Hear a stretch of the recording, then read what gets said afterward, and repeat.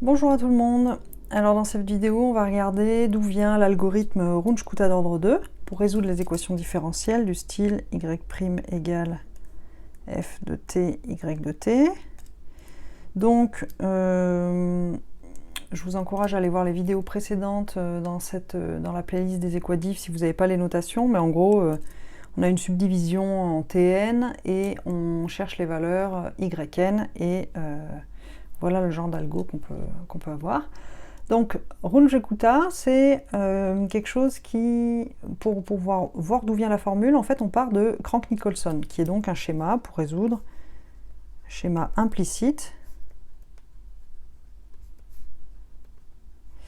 La formule de Crank-Nicolson, c'est celle-ci, et je vous rappelle, c'est une formule qui n'est pas une affectation, c'est une formule implicite. C'est une formule implicite parce que ici, yn plus 1 apparaît des deux côtés de l'équation, donc c'est bien une équation qu'il faut résoudre, et donc c'est un schéma implicite, c'est pas une affectation. Ok, donc parfois on peut vouloir éviter la résolution des équations et vouloir avoir une version explicite. Donc je vous invite à aller regarder la vidéo prédiction-correction si c'est pas déjà fait pour voir, avoir une petite idée de qu'est-ce que c'est la désimplicitation de ces schémas-là, d'où viennent les schémas Runge-Kutta. Et donc on va faire exactement la même chose ici sur cette équation de Crank-Nicolson. On va essentiellement remplacer ça par une approximation, y approx. Donc on va dire y approx.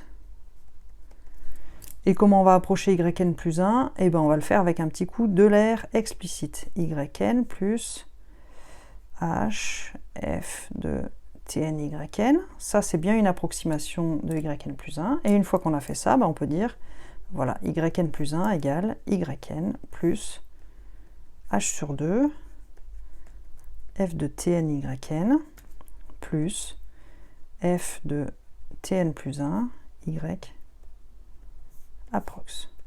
Et voilà, c'est fini. C'est ça le schéma Runge-Kutta d'ordre 2.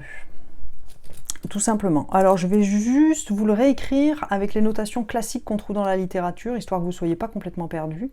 Donc dans la littérature, est-ce que j'ai d'autres couleurs? Dans la littérature, on va noter... qu'est-ce qu'on va noter? On va noter K1. On va commencer comme ça. On va dire K1 égale f de tn yn. Ok, donc si vous voulez, K1, c'est cette chose-là. Ok. Et donc, une fois qu'on a écrit K1 égale ça, notre y approx, on va le réécrire aussi, on va l'appeler K2. Il s'appelle K2, et donc, qu'est-ce qui vaut K2? Ah non, K2, ça va être lui, là.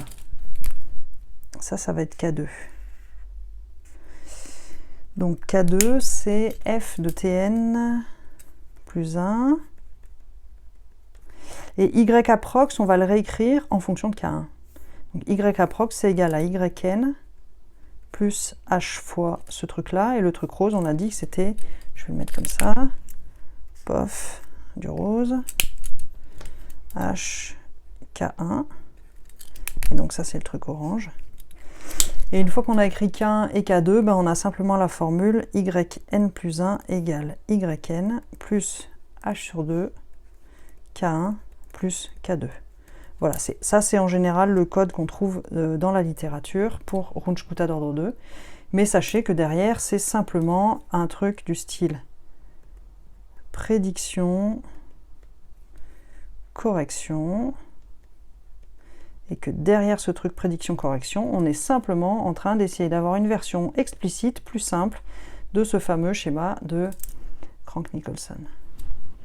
Voilà, j'espère que ça vous a donné un peu de clarté sur d'où ça sort, toutes ces choses-là, et que ça va simplifier votre codage et votre compréhension. Belle journée!